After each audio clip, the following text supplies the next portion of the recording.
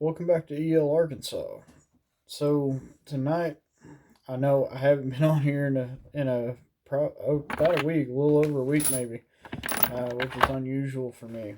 But right now, over the past week, I've gone through fully resizing all of my 6.5 Creedmoor brass, um, and I've made the executive decision to Uh, probably take a break from the 338 Lapua for a while. It's just not shooting the way I want to, and I've ruled out having scope issues and scope base issues and all of that, and it's still just not shooting very good. So, um, I've decided that I'm probably just gonna stick with working on the 6.5. It's a lot cheaper to reload for. So all this brass here that I'm putting in this bag has all been resized and trimmed, and I've primed them already, and I've also chamfered and deburred these. I didn't go through the whole process of uniforming any of the primer pockets or the flash holes, which there are a couple of these in here that I did already do that to. But the main purpose of this brass is it's basically just going to be food for my AR-10. So, and I'm going to be running the 144 grain FMJs. And I've thought about that a lot too, is I could go with and buy the PPU 139 grain FMJs, and they're about half the cost of the 144s, but the ballistic coefficient on them is not nearly as good. And as far as like, they're just FMJs. They're kind of like the 55 grain equivalent of, for what it is for 223 or 556. The 139 grain PPU FMJs are about that kind of, on that level. The 144 grain Lapuas are actually made for target shooting. Those are actually match grade target shooting bullets. They're super consistent and really, really well made. So I'm going to stick with those because they're shooting really good out of my rifles, both the bolt action and the AR. So I'm going to stick with that.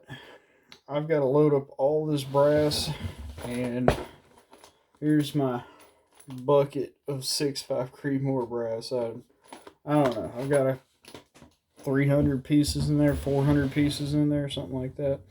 Anyways, it's all been resized. The only thing I got to do is prime it, trim it, chamfer and deburr it, and it's good to go. So while I'm talking to you guys, I'm going to go ahead and grab some primers here. Our precious Federal large rifle primers. I'm not getting into the Remingtons or the Federal gold medal primers just yet, but I've got about 700 or 800 of these regular Federal primers left, and I'm gonna just kind of chew through those on this project because, like I said, this is just food for the AR at this point. I'm buying for my precision long range rounds. I'm buying all new brass for the 6.5 Creedmoor, and I am saving up, along the way, and I haven't decided if I'm gonna keep the 338 Lapua, rebarrel it, or sell it and try to go to a different cartridge. I'm not sure. The cheapest thing to do would be to put a new barrel on it, a different barrel, or just the same, a new 338 Lapua barrel. I don't know if that's the way I want to go, because there are some better ELR suited cartridges. As I've said before, the 338 Lapua is kind of just, it's a beginner ELR rifle. It kind of gets you in there. It's definitely a solid, 1,500 yard rifle, but when you get out there 2,000 plus, you're really stretching it. And I want a gun that's going to be solid and does well past 2,000 yards. But that's just one of those things that it's going to take a while to get there, and I think I'm going to end up having to build a custom rifle to be able to do that sort of thing. So, with that being said, I'm just going to put the 338 on the back burner for a little while I figure it out. I probably am going to still do some testing, some bullet seating depth changes and stuff. And if anything significant happens, if some of it does, if I find a bullet seating depth and powder charge with the powder that I can get, if I can find one that works good, works real good, I will definitely be sharing that with you guys, because I share everything with you guys. If I got loads that suck, I share them. I don't hide my targets from anybody. I don't pick the one good target of the day or anything to show anybody, and you guys know that. And I show you guys every target. So I kind of want to put some focus into the 6.5 Creedmoor, especially with the AR build. It needs a little bit of work, I think. And so I'm still messing with that a little bit. It's getting a lot better, and I think the rifle's really starting to settle in and break in, especially since I've been using the lower receiver with the bolt action upper as well. It's starting to feed a little better in this and that. So I think things are getting better. The only thing I have noticed that is kind of a pain in the butt is occasionally, very, very seldom, I think the whole time I've shot, I've shot 200 or 300 rounds through that AR, and, well, maybe not that much, probably about 150, somewhere in there. But anyways, in that 100 to 150 rounds, I have had two scenarios where the primers have popped out of the 6.5 Creedmoor brass and actually jammed the rifle up. But, since that's happened to me, not once but twice, the second time I figured it out a lot quicker and was able to fix the problem pretty quick. So, on the other hand of having that sort of malfunction, it's actually a benefit, because that is, that's the battle rifle, that thing is pretty much intended for battle. That's not really a hunting rifle, even though you could hunt with it. It's a preserving freedom rifle, as I like to call it. And you are going to have malfunctions occasionally, and with the primers getting spit out of the primer pockets, which, by the way, is the reason why on a military grade brass, at least when you buy military ammunition that's bulk manufactured, the primers are typically crimped into them, because they know about that problem, and they know that it can happen with gas operated systems. It has to do with, slight variances in timing of the operation of the weapon and ejecting the cases, and that sort of thing. But occasionally the primers do pop out of them, so that's the reason why they crimp the primers in those. So anyways, aside from, basically I'm about to load up 400 rounds of 6.5 Creedmoor, and with the sole purpose of just shooting it out of the AR-10, as some, that's going to be really, I think I'm going to keep 300 rounds or so, maybe a little more than that. About 300 rounds are going to be stuck back just for the purpose of having ammo, stuck back for my AR. And then, if I've got extras, that's going to be my range practice ammo. If I got a few extras, or at least, if I got extras, I can shoot them. I can reload the extras, until the brass fails. And with the 6.5 Creedmoor, my brass life's pretty decent on it. I'm getting, 7 to 10 firings out of it. no problem. No annealing or anything. It lasts pretty well so far. And this brass that I'm doing right now really has around 3 firings, maybe 2 to 3 firings each at this point on average. Now there's a couple pieces in there that probably have about 7 firings on them, and and I will find that eventually. I do hand sort all of these, and if I see one that's starting to get some stress cracks in it and stuff, well, I just toss it. It served its purpose. I know that it's got at least 5 firings, maybe more than that, maybe 7 or 8, 10. But at that point, I just toss it. And on occasion, if I will, once or twice a month, I might go buy a couple boxes of 6.5 Creedmoor, some Hornady ELD ammo. That's just store-bought ammo, and I will replace and replenish my brass that way. Now, some of this brass is Winchester, and some of it's Hornady. Somehow, I guess I had a couple boxes of some Winchester at some point. Probably the Winchester PowerPoint, some hunting rounds for 6.5 Creedmoor. And this stuff shot actually pretty good. I think it was 129 grain soft points, Winchester PowerPoints. It was actually sub MOA, if I remember right, when I was shooting it first. But of course, that was back with the Ruger American Predator that I don't have anymore. Because as much as I would love to just have, 12 rifles of each caliber to play with, different ones, don't have that kind of funding. So if I decide to build a new rifle or something, or buy a new rifle, I usually end up having to get rid of one of them, and that's just how it goes.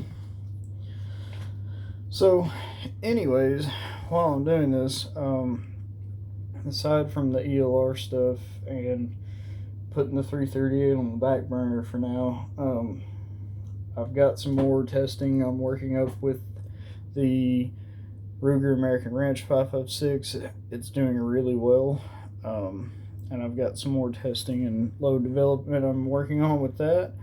But in the process of, I was actually starting on that project before I decided to do this one, and it kind of got brought to a halt pretty quickly, because some of the range brass I have, old military brass that was given to me, some of the cases were Berdan primed instead of Boxer primed. And well, if you know what a Berdan primed case is, basically instead of having one central flash hole like this one, it has 2 offset flash holes, and there's a bridge in the middle. So when you go to push that primer out, well, your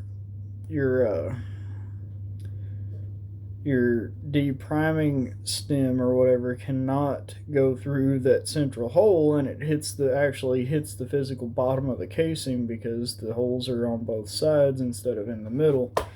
And so, well, when you're running a big press like this is, by the way, this is my 50 BMG press, but I use it for everything. I mean, it's heavy duty and super well built, but it's a single stage Lee classic press, but it's actually big enough to do 50 BMG. It actually came with 50 BMG dies, and so I use it for everything. But one of the downsides of using a press this big is that it's got a lot of leverage on it, and sometimes you cannot really judge how much force you're putting through that press into your brass and stuff.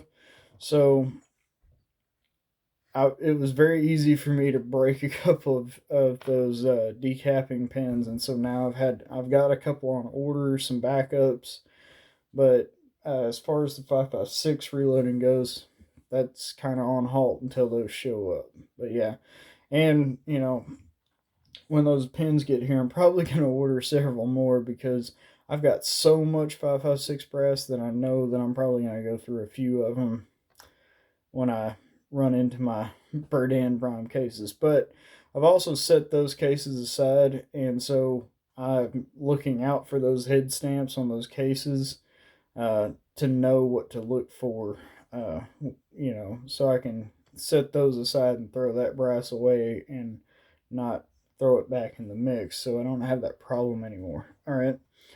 So, on moving on from that, I've actually got a project going on. I was hoping to already start on it. I was hoping to already get it, in the works and actually have a couple of videos up going on it by now. But with Thanksgiving and everything, and honestly lately just not being motivated to work on anything very much. The weather's been kind of crappy and everything. But I'm wanting to start another channel. And it's not gonna be, necessarily all about firearms. I wanted to go into more of the practical application and use of some firearms, but actually survival gear and that sort of thing, because I think it's important and it's something I want to do. No, I'm not a survival expert. Never was a Boy Scout, never was in the military or any sort of law enforcement, anything like that. I'm just a guy, but I do have some unique knowledge of certain things. And, I want to share that. I want to, if I can help somebody be better prepared for life, regardless of what happens. And that's what I mean. It's like, I want it to be, like, focused on, in any scenario, I want people to be prepared, be ready for it, just for whatever happens. Doesn't matter. And I want to get into that, but I want to actually get into like real gear testing, actually going out days at a time and testing gear out and stuff like that. So, that's one thing.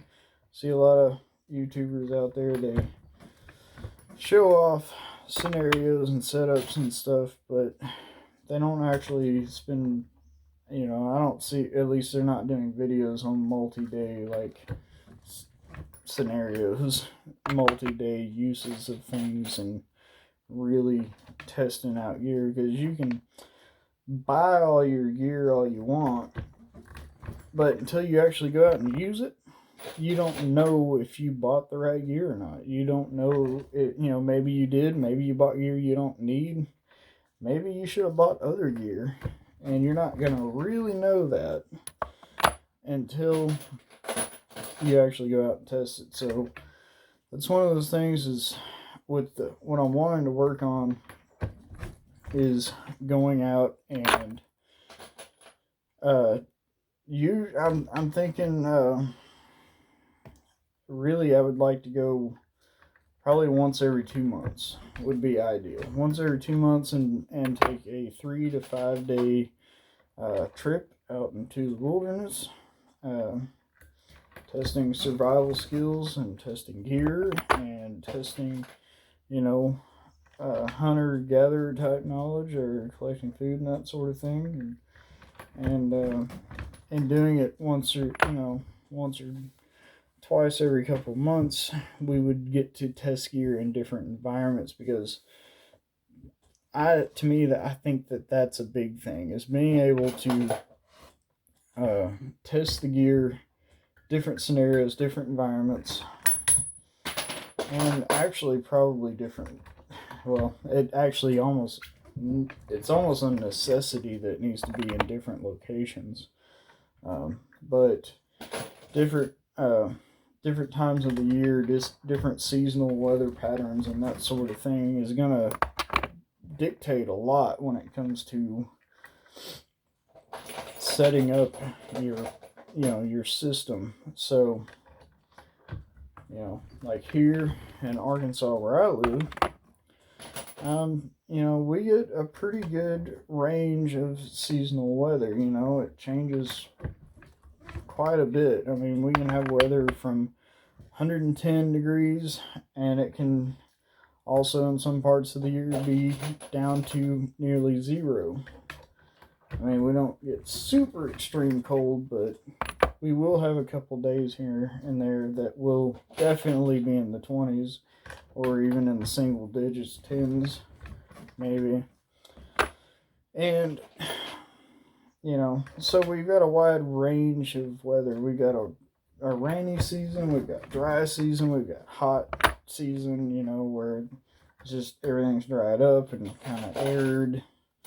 So I think it's really, in this region, is probably a pretty good area to do this sort of thing. So I don't know.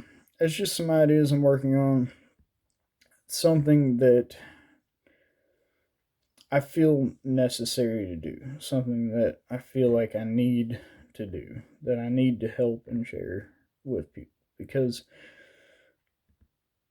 I don't think there's enough people sharing it. You know, I mean, I know of a dozen or more really good YouTubers out there that really know what they're doing. But I think that there needs to be more than just that. And so, also with this new channel, is I don't want to do it by myself.